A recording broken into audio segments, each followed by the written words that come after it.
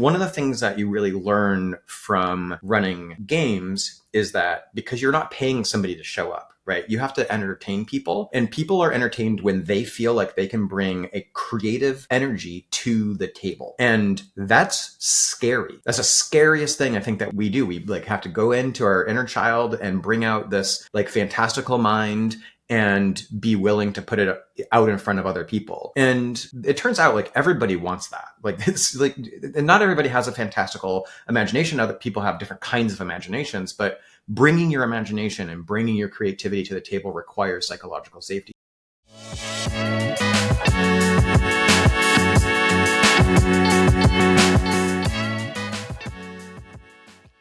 Welcome to the Psych and Business Podcast. We're here to show you how practical psychology can be useful and make your workplace better. I'm Dr. Ernest Wayde. All right, we have a very, very interesting leader with us today. He's the general manager of SmugMug, and I will ask him to explain what that is shortly. His name is Cosmo Rhan, and I love the name Cosmo. Cosmo is an executive and a business leader with a history in technology and product management. He's also a gamer, a drummer, and an actor. He's also helped reposition, redesign, and launch Google's AdWorks and Workspace, Coursera, and a whole lot of other organizations, just too many to name. As a leader, Cosmo works to unlock the full potential of teams and organizations through evidence-based, values-driven leadership. And you know that I love evidence-based anything. So, Cosmo, welcome to the show. Thank you, Ernest. It's really exciting to be here. Yeah, Cosmo. You know, when I first met you, one of the things I mentioned was I love the name Cosmo. It's such an interesting name, and it reminds me of Seinfeld, Cosmo Kramer, and so that just makes me smile just to hear that name. This is the kind of name you get when your mom's a hippie in the deserts of Arizona and looks at your father and says, "His name will be Cosmo," and he said, "Whose name will be what?" Excuse me, what? What did you say? The what now? Yeah. Yeah. No, I love that name. And Cosmo, I want to talk about your work, but before we do that, I always want to talk a little bit about you. And so tell us about yourself. How did you end up doing this kind of work and in the role that you're in right now? Yeah. So my first startup was a Navy squadron. I was in the Navy for about 5 years, and I got a bug. Thank you for your service. You're welcome. It was an awesome time in the sort of late 90s. So right around, like 94 to 99 was when I was in. So it was deployed to Saudi Arabia. I got the chance to start up a squadron from scratch. I was the fifth person in the squadron, and that gave me this bug for wanting to start new things and get them up and running. And I also happened to have the opportunity at the time to help redesign the software that the Navy and the Marines use for managing their software, like the libraries for all the aircraft maintenance books. There's a library software that they use to manage that, and it was terrible. I was like, and so I happened to be on the same base as the person that wrote the software, and asked him if we could, spend some time doing some redesign work, and he was super excited to have somebody just help him out. So nice. So I got I got both a chance to be a product manager for the first time and do some design work and ship something to the whole Navy and the Marines. And at the time, I didn't think anything of it. I was like, sure, yeah, no big deal. I'll just do this little project, because I was thinking of it as a project for myself because I wanted the software better. So got the startup bug by starting up a squadron, and got the bug for product management and software design and the impact that can have on people's lives way earlier in my career, even before I went to college. So yeah, I love that the connection there. You got to integrate product design and software development and redesign all in those experiences, all from the Navy. Right. So that's really unique, because normally if you're assigned to something, that's your job, but you were really lucky to be able to do some other things. So exactly, that's such a cool experience. So walk us through how that led to SmugMug and what you're doing now. Yeah. I got super lucky along my path from the Navy time to today. And obviously lots of hard work and dedication, but there's a lot of people that helped me along the way. So I want to sort of call out a few of those folks as we tell this journey. This is the brief version of this, because there's a million of them. But I started undergrad. I went to Seattle University for my degree in psychology. So I have a BS in psychology focused on computer science and statistics and experiment design. And my advisor happened to have done work as a human computer interaction researcher. And I got lucky through my advisor and also another person, Mary Skowinski at Microsoft Research, who she gave a presentation to one of the computer science classes I was in, and I said, "Hey, how do I do a job that includes psychology and computers?" That's what I like. I was like, that's what I'm studying. So how do I do a job that Yeah. is You're those two speaking my things? language now. You're Yeah, speaking my language, absolutely. yeah. And so that led me to get introduced to the dean of the HCI graduate program at Indiana University Bloomington, which is where I went to got my MS. And while I was there, I got a chance to do a bunch of really cool, very meaningful projects. Published my undergrad thesis at the American Psychological Society conference, and then got a chance to publish my master's thesis at ACM Chi, the sort of the big human computer interaction conference. So I got lucky in that I had the right kinds of advisors, I had the right kinds of mentors who could help me take my ideas and hone them into something, and that led me to really understand what it looked like to have a mentor and a coach, somebody who was going to tell me the truth about my ideas, give me that tough love and good feedback, but set up a psychologically safe environment that I felt like I could come to them with ideas and that we were going to work on it together. That was the core of then who I became today. Both of those were science degrees, so I consider myself a scientist. I published in two science, evidence based, peer-reviewed articles. So that to me was sort of the core of who I became at that time. And then from there, again, I got sort of sucked into Google, the big Google machine, when they happened to be going through the first time they were ever redesigning AdWords, the thing that prints them money. And so I got a chance to sort of really see what a big deal $1 billion software redesign looked like from the inside. I was a researcher on that team focused on the merchant space. So the small business folks that were trying to use the product to get it up and running. That gave me the opportunity working on that project. So it went wildly successful. They continued to print money. And then that led me to the ability to go work on anything I wanted to. And that I went and worked on Google's, at the time, docs and presentations. At the time, they were Writely and Presently, still way back in the day when they were just acquired. And the product manager that was the product manager for that, Jennifer Maison, she really, again, another mentor, another person I got to see be somebody who brought psychological safety to the teams. I saw how she led teams and empowered them to make decisions and how to craft solutions that were going to solve a problem for a business in a way that was keeping in mind how people thought and how they behaved through the research that I was doing. So I got a chance. That was the point at which I saw the connection between business and psychology, because she helped me really draw that connection. The psychology type research I was doing, the empirical evidence-based research that I was doing, she connected the dots from that to the business and how the business would move. And that ended up leading me to go get my MBA focused on leadership and entrepreneurship. So now I've had this through line of business, product management, and software design, and human computer interaction, which is all psychology and focused on that. And then straight to a business degree that focused on leadership, which is, again, focused mostly on psychology and evidence and how do we lead in ways that are actually meaningful and backed by evidence. And again, I got lucky there. Santa Clara University happens to have Dr. Barry Posner, who is one of the authors of the Leadership Challenge.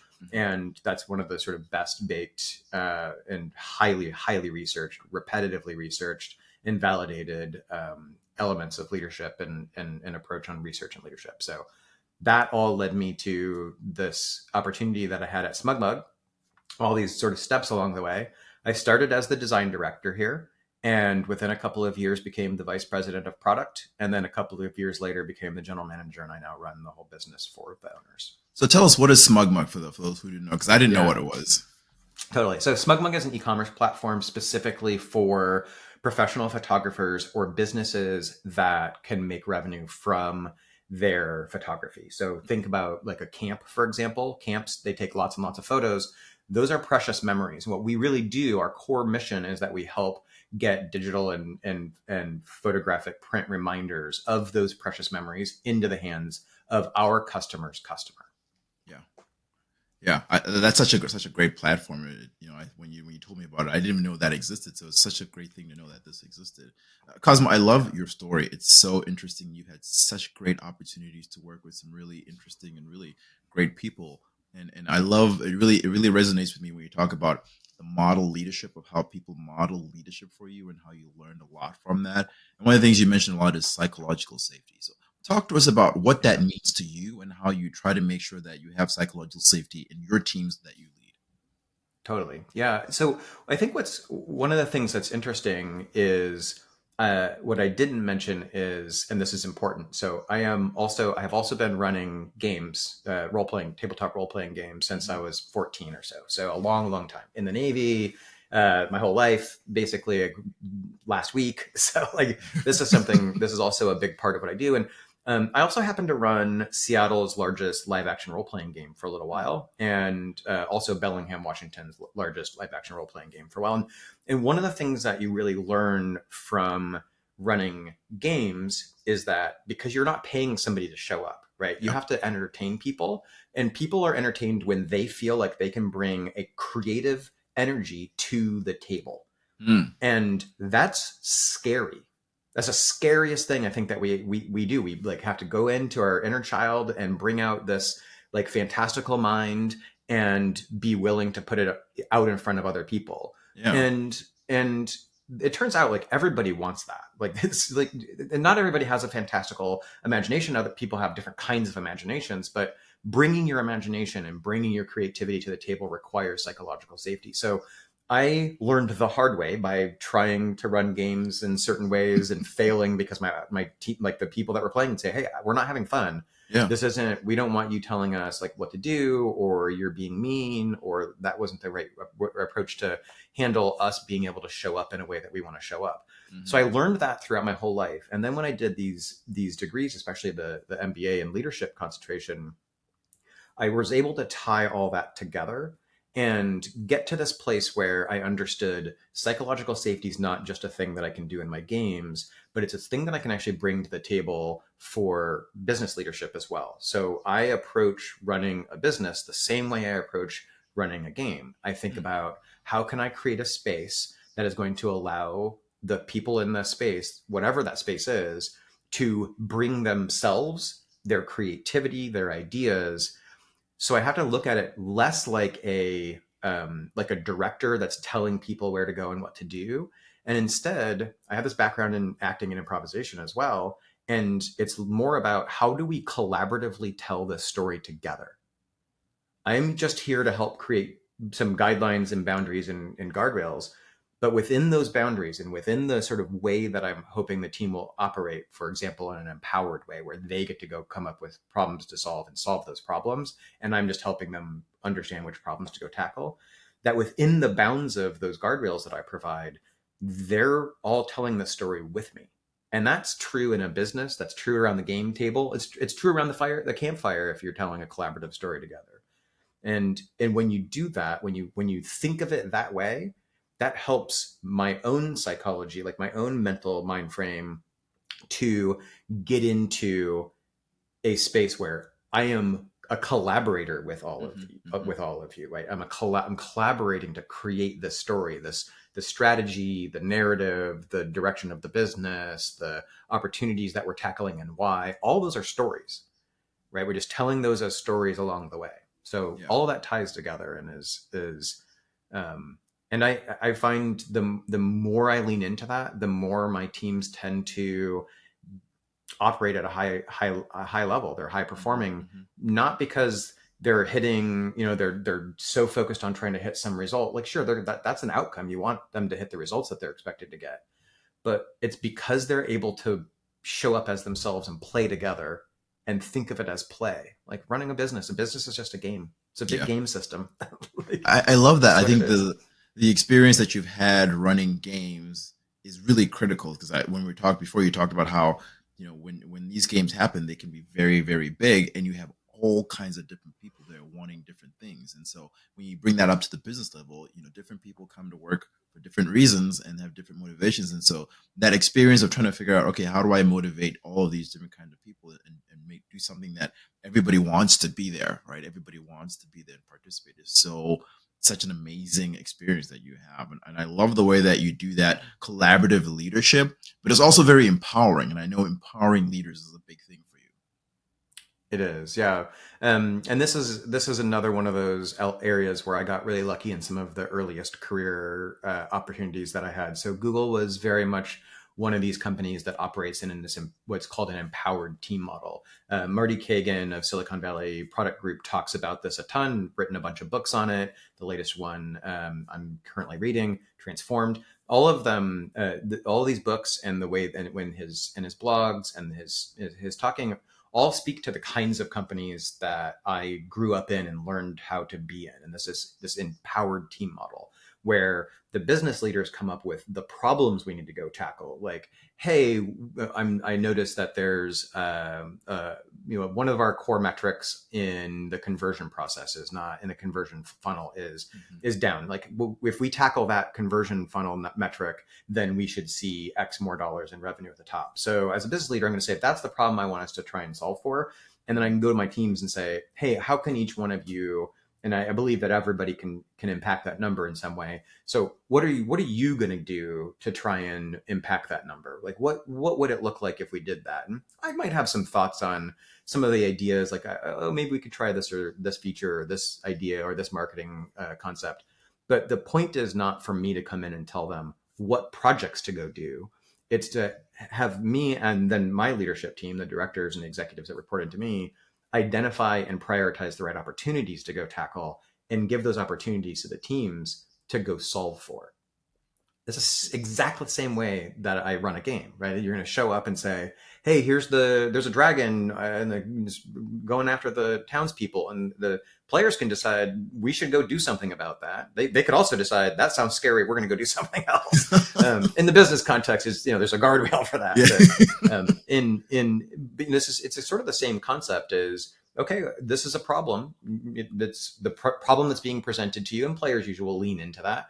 And then I find that the same thing happens with employees is it sets up the kinds of opportunities that employees look for, right? Like, they have autonomy, they are able to use their mastery, so they can bring their mastery to the table. Specifically in an empowered team model, requires you to bring your expertise and your mastery and continue to learn and develop it. And then that also keeps you engaged too.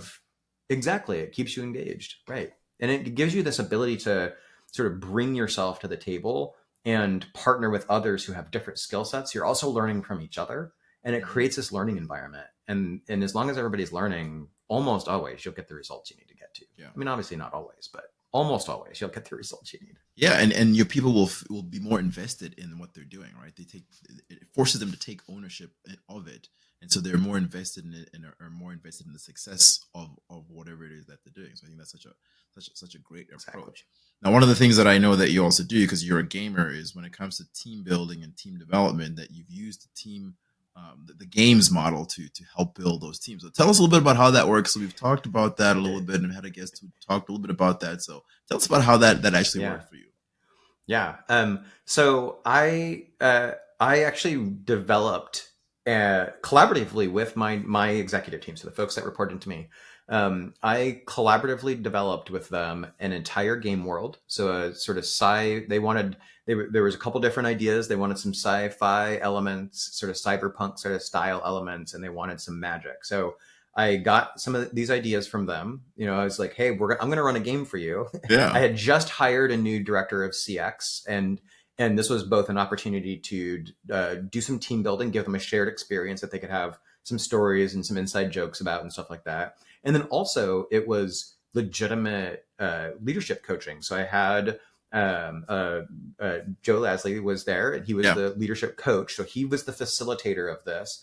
I was the game master because I had that experience. Normally it would be like him or somebody else doing that work, but because I have experience in both leadership and game mastering, then I did that role. But I sat down with the team. We did essentially a session 0 where they told me what kind of game world they wanted. And then I went and wrote up a game world. So a cyberpunk world with some magic elements, came up with a whole bunch of different factions and sort of scenarios based on the real scenarios that we're facing in the business, but sort of abstracted out into this world. And then they all played members of the executive team of a mega corporation in the cyberpunk sort of sci-fi world, but they all had to have different roles than they currently have. So my senior director of product engineering played the head of the creative team, and everybody played. There was the totally opposite roles. But they also went through a self-assessment of their leadership styles and their opportunities and decided which ones of those they wanted to work on. So we used that. Joe and I both used those, their self-assessments and their desired learning outcomes to help them create. So in the scenarios that we created during the game sessions, they would have some time to, get a chance to try on a hat that sort of essentially try on different roles and try those roles on in a completely safe environment. Because the worst that happens is you say something silly as your character and nobody is going to hold that against you, right? Like you get an opportunity to try on a role in a completely safe environment. And you get an opportunity to try making decisions with limited information because you're only getting as much information as the GM is giving you. And I'm purposely not giving you all the information because that's the mystery of the game, right? And we also developed a game system that would be simple enough that a bunch of non-gamers, only one person had ever played D&D a couple of times. So we wanted a much simpler system than that, very simple system. So it was a very simple system. And then we just used a couple of elements from a variety of game systems to act as mechanisms to help with leadership development. So for example, I wanted them to be able to make decisions quicker. That's one of the things that you have to do when you're in a leadership role. You have limited information, limited time, and you have to make a decision based on the information you have. And the rest of the world's not going to stop while you sit around trying to come up with a thought, right? So we created a tracker system, and I said, hey, there's 3 boxes. When I'm done with these boxes, the rest of the world has moved on. One of them just got checked. And I do it in front of them, like one of them just got checked. So then it kind of creates the sense of pressure, time pressure, but it's safe to make a decision that it ends up being a wrong or not the decision you hoped it would be, because we're also using dice to create some chaos. So you don't even if you come up with the perfect plan, it could go sideways the minute you put it into play, which is exactly real, right? Like it's literally, that's how it's going to happen every single time in reality, right? So we would do a couple of hours of gaming, so they'd get a chance to play their characters in this environment. And then we would do a couple of hours of doing some reflections and some career coaching from Joe as the facilitator, who had watched what had happened, was able to sort of talk to each person. And then they all also got individual coaching outside of that as well. And it was a couple of months worth of this gaming. Every couple of weeks we'd play a session. The game itself took place over 2 days of game time, of game world time. And each session was a half of a day, basically. So we had 4 sessions plus some leadership development sessions. And within that time, exactly what I was hoping was going to happen. It worked. The team gelled. I had a new person on the team. She was just getting up and running. So I had this new person. I was trying to get her integrated into the team. She immediately was able to get in there and do what she needed to do. She took really big risks during the gameplay, by the way. Her character died. So I was like, I brought her back. It's cyberpunk, so you could just get some, medical comes by and zaps you and you're fine. But she put herself into harm's way and took big risks. That emboldened her to do the same thing in her role as an actual director of CX. And the whole team gelled. They're operating completely differently now together in a great way. I love seeing them operate together now. That they're a group of, it seems more like friends trying to solve problems and getting together and tackling these challenges that we're trying to tackle together. And they also have shared inside jokes that, they'll just ask one of them about Jimmy's van. They've got these fun inside jokes that they can now say together that create some unity between them. But then they also got the leadership development opportunities. They had this psychologically safe space to try things, to make mistakes, to learn about how to make decisions based on limited information, how to model, because their characters were these executives. So they had to then go and like lead teams in the Yeah. game world, right? So how to make decisions, how to communicate the decisions they're making, how to influence their teams and other organizations. They got a chance to really try a lot of this stuff on. Yeah, I love hearing how this worked because you were talking so much about how the role play of the game actually applied so closely to real life, right? All of the things that you talked about, communication, relationship building, developing trust, the integration of the team, with the new CX, the computer, the customer experience person. I mean, all of these things that you did in the game were all evidence based, though. I mean, you didn't just do it free for all. Exactly. It was evidence based. You use their assessments to help them figure out where they wanted to develop it, and then use the game to facilitate the development of the team and the individuals in that setting. So I love hearing about the experience and how you could see the risk taking in the game coming out in real world. I mean, all of these things are so helpful and so useful. So I love hearing that this approach is really helpful. One of the things I love to do is role play. I find that it's so beneficial because, a lot of times we'll do a workshop or something and people will not remember what I said, but they'll remember the experience. They'll remember the role that they did and what they got from it. And so I think role play is such a critical tool when it comes to team and leadership development. Cosmo, this has been so much fun. I know we've just scratched the surface, but I want to I want to ask, how do people get a hold of you if they want to continue the conversation, or if they have questions for you? What's a good way of contacting you? Yeah. I'm super easy to find on the internet under Cosmo Rhan. Cosmo is my middle name, by the way. So my first name is Nathan. So my website is nathanrhan.com. But the easiest place to actually get a hold of me is through LinkedIn. I check LinkedIn pretty regularly, and that's LinkedIn blah blah blah / Cosmo Rhan. So that's the easiest place to find me. And I think it'll be in the show notes. So yeah. Awesome. So that's the best place to get a hold of me, and I'm happy to talk about leadership and business and strategy. That's my other big sort of thing is, strategy side of the house. And